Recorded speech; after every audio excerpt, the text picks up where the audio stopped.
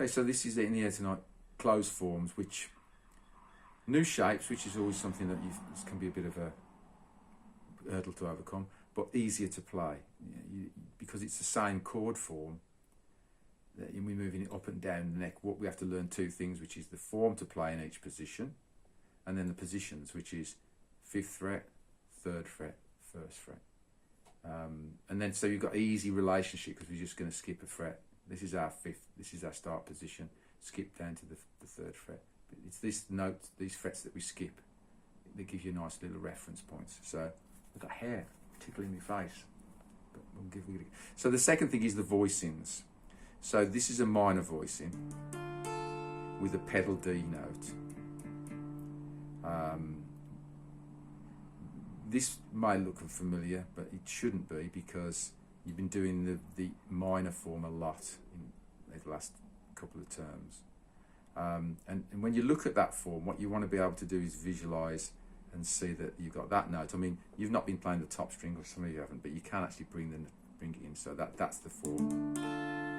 And then you play it. You can see that with fingering, because you're using funny fingering, you can change the fingering because these are the guitar doesn't know which fingers you're using. So whether you use those 3 fingers to hold those notes down, or that's embedded into this voicing. And if you listen to it, you can hear the similarity in the sound, which is all that matters.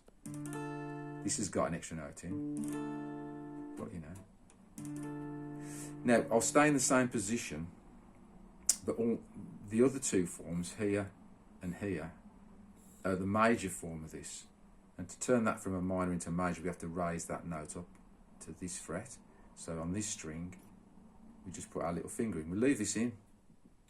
I don't leave it in, but you know, if you feel it gives you a bit of security and you've never done this before, it's completely legitimate to leave it in. It makes the movements more efficient to just be able to do this. And the sound quality, that's your major quality, that's your minor quality. Now obviously we don't play this major form on the 5th fret in the song, but you want to hear those. There's only those 2, for the verse, those are the 2 shapes that we're using to navigate. So we've got 2 different shapes, you just have to decide in which position, which shape to play. So this, so essentially, I'll spell this through as well, which is, you've got the minor here, we drop down to the 3rd fret, change to major position, down to the 1st fret. I hope you fret it better than me. Major position, and then major position. And we go back up here. What you want to do is you may end up sliding to get an effect, like a nice effect, like you're there and you go. But you don't want that. You don't want that sound of major sliding and then going into the minor. So what you have to do is from here, this comes off as you move.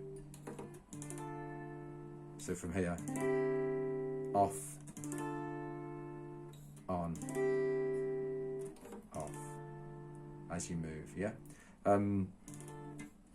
That's kind of spelling it through. This is sort of so you know, you have a kind of a formula in your head for how to move the chords. But the reason, the repetition, you need to make some repetition because those have to be turned into actions that just become. Your hand does them without you telling your hand to move to a particular fret. Your hand just does that. See, I made a mistake there. But so you can do, and even just doing the exercise, you get fairly close to In the Air Tonight. So I'll do that's the spelling out of the verses, and then I'll just spell out no, that's the chorus. I've been saying verse all along. That's the chorus. I'll spell out the verses now. And then we'll stop that video and we'll go into another section. So the verses, slightly different pattern. They go twice on each position, so you get twice. So it goes.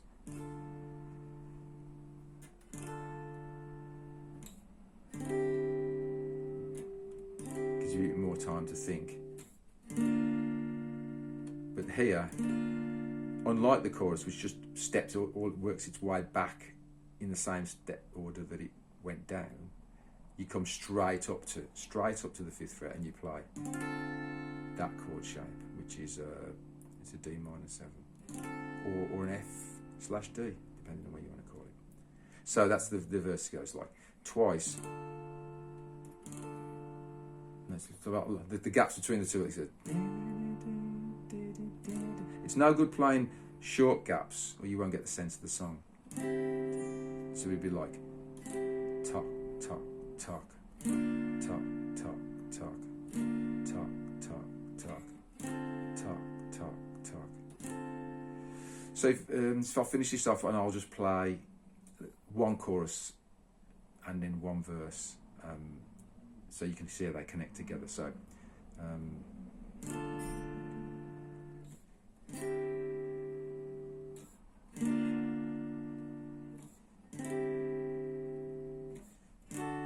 I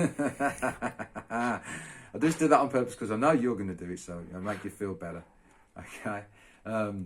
There's 4 of them, and so this, I don't want to make this too long, so I'll do 2, and then I'll do 2 for the. We'll see if that feels okay. It might not. So, what screwed me then was I'm used to taking my finger out, but I'm trying to leave it in so you get that cue for yourself visually, and it's screwing me thinking up. So.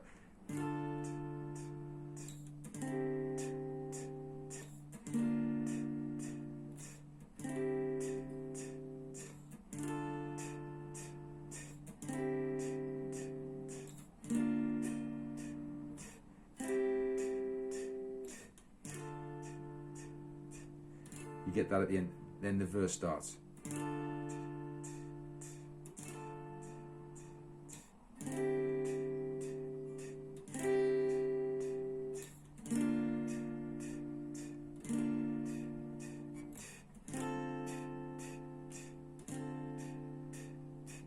I'll do another one. No, I won't, because I've just made a mistake. So that I just want the point of this is I want to give you show you that it's the structure of it, but actually the limitations of, you have to transcend the structure, but you still have to take that into account. So I'm going to stop there, and then I'm going to just put the tune on top of it and show you how much easier it is once you get a sense of the structure, that the tune helps firm the structure up. So that'll be the next one.